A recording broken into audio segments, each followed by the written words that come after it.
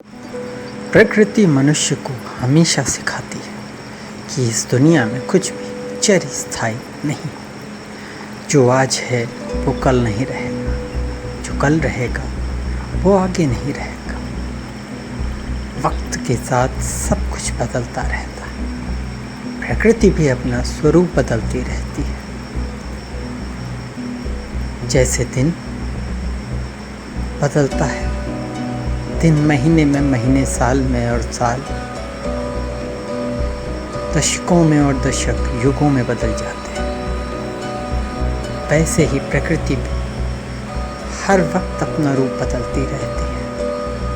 कल जो पौधा बीज होता है वो एक विशाल वृक्ष बन जाता है और फिर उस ये विशाल वृक्ष के बीज से अनगिनत पौधों का जन्म होता है, अनगिनत पेड़ बनते हैं।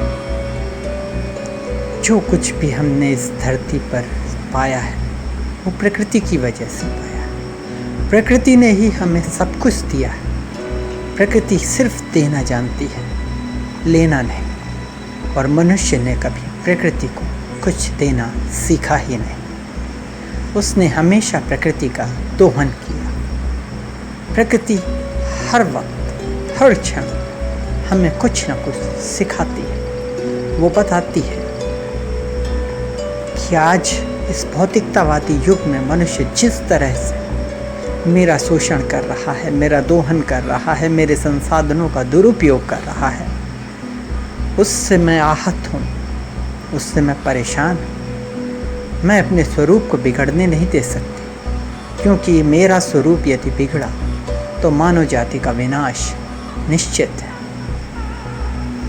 आज देश दुनिया पर एक भीषण संकट आया हुआ है। वक्त बदल रहा है, समय बदल रहा है,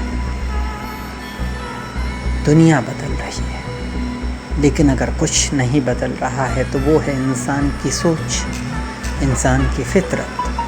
इंसान नहीं समझ पा रहा है कि उसने प्रकृति को जिस दोराहे पर लाकर खड़ा कर दिया है, आज प्रकृति अपने वापस से उसी स्वरूप को पाना चाहती है जैसा वो पहले थी। पेड़ कटते जा रहे हैं, पौधे कटते जा रहे हैं, जंगल हटते जा रहे हैं, बड़ी बड़ी इमारतें, कंक्रीट के मकान, दुनिया कंक्रीट का एक जंगल बनते जा रही है।